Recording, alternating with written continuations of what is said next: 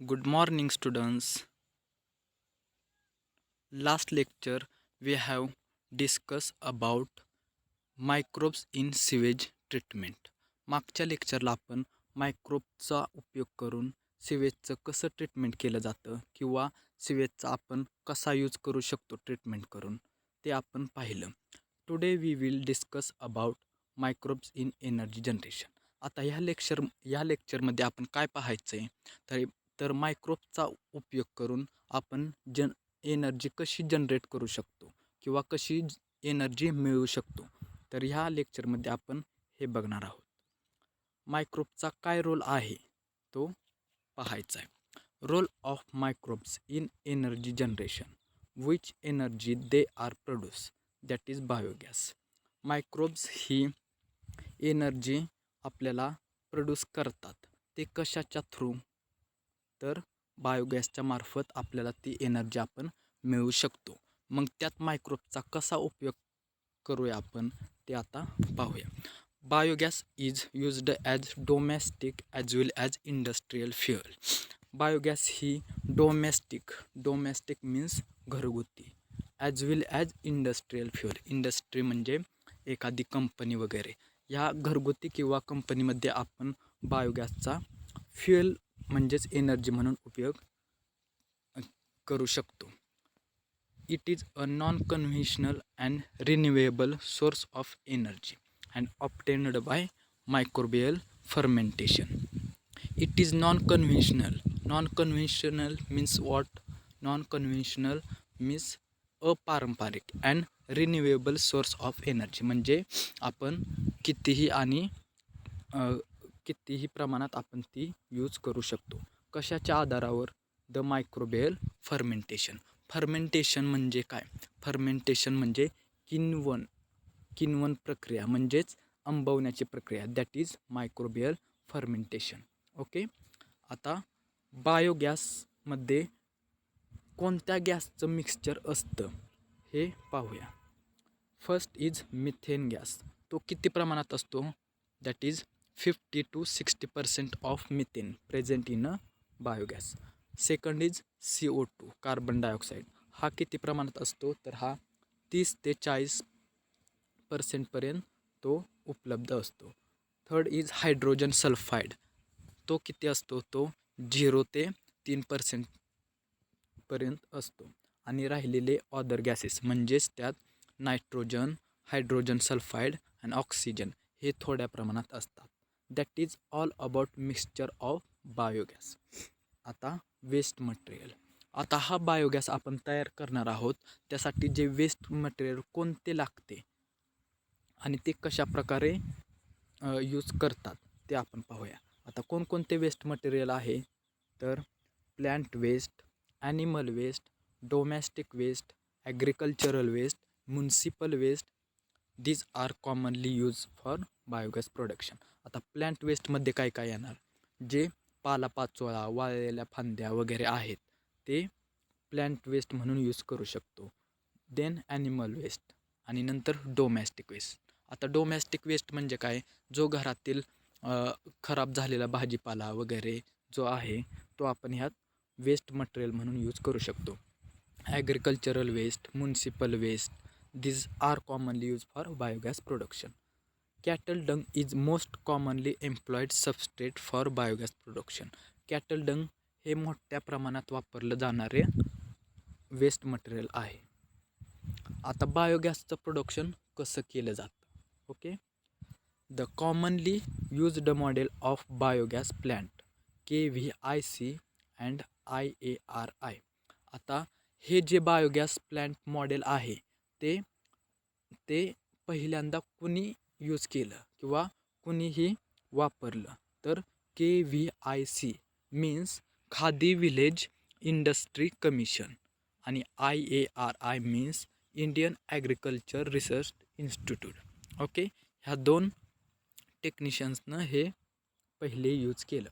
आता second, digester use to biogas production called biogas plant.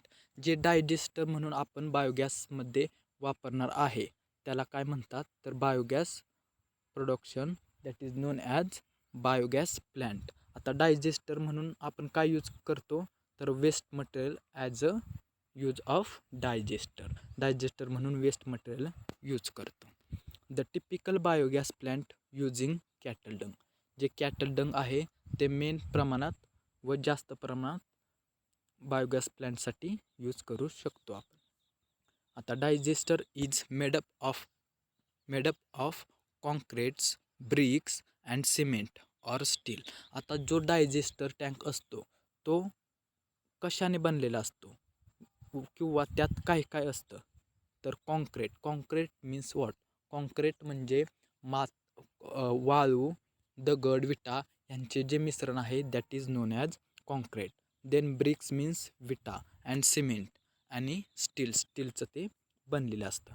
There are cylindrical gas holder और gas tank above it collect gas.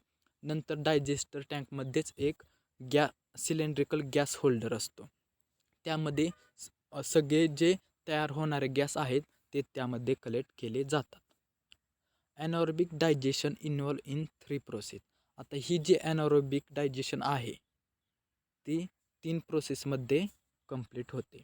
आता आपण one by one there are 3 process आपण पाहूया. Okay. आता first process आहे hydrolysis और सोल्युबलायझेशन. Hydrolysis म्हणजे काय, hydro means water and lysis means breakdown और सोल्युबलायझेशन मीन्स विरघळणे. या स्टेजमध्ये काय केले जातं, in this stage the raw material mixed with water in equal proportional to make slurry. आता जे रॉ मटेरियल आहे आणि कॅटल डंग हे इक्वल प्रपोर्शनमध्ये मिक्स केलं जातं आणि त्याची स्लरी केली जाते आणि ही स्लरी डायजेस्टरमध्ये सोडली जाते. आता व्हॉट हॅपन, डायजेस्टरमध्ये सोडल्यावर काय होतं, डायजेस्टरमध्ये सोडलं की जे कॅटल डंगमधले जे मायक्रोब्स आहेत ते फीड करतात कोणाला, तर डायजेस्टरमधले जे डायजेस्ट आहे त्याला फीड करतात. तर डायजेस्टरमध्ये काय आहे, तर जे वेस्ट मटेरियल आहे, प्लॅन्ट मटेरियल वेस्ट, परत जे म्युनिसिपल वेस्ट आहे त्यांना फीड करतात मायक्रोब्स. आणि फीड केले की डायजेस्टरमध्ये जे ऑर्गॅनिक कंपाऊंड आहेत that is proteins, carbohydrates, lipids त्यांना ब्रेकडाऊन करतात.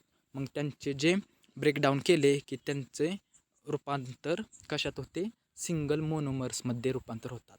उदाहरणार्थ कार्बोहायड्रेटचा मोनोमर्स काय, सिम्पल शुगर. देन प्रोटीनचा अमायनो ॲसिड अँड लिपिडचा फॅटी ॲसिड. ह्या प्रमाणात ते येतात.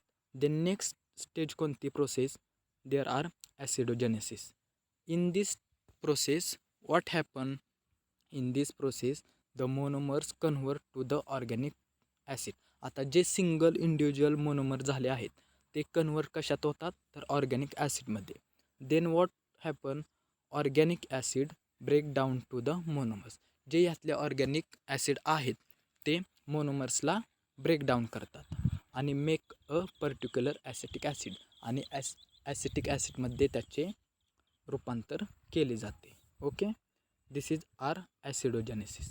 Then next process is called as methanogenesis. मिथॅनोजेनेसिसमध्ये काय होतं, in this process the methanobacteria act to the organic acid.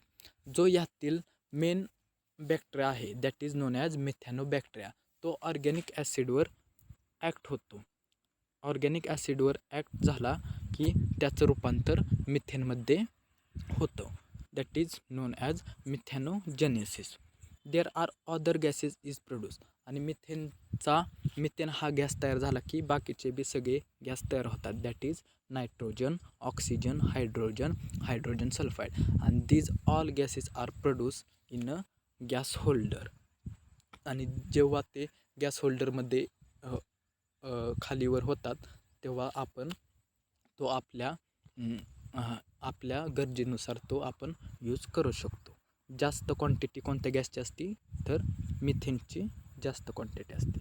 This is all about the biogas plant.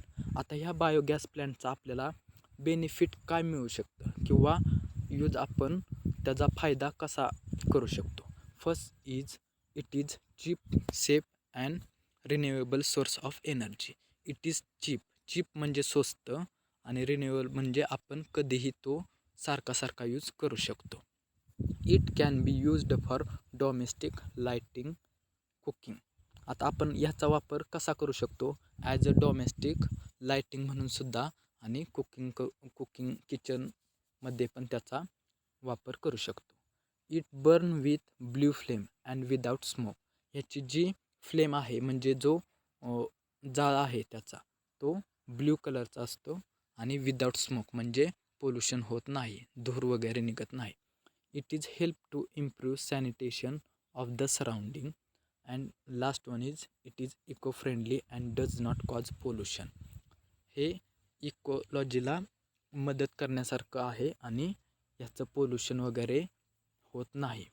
That is all about biogas plants. इथं diagram आहे. This is digester, collect the waste material, then inlet water and outlet sludge. In this digester they are having a one gas holder. They are collect the all gases and produce the biogas. Okay, thank you.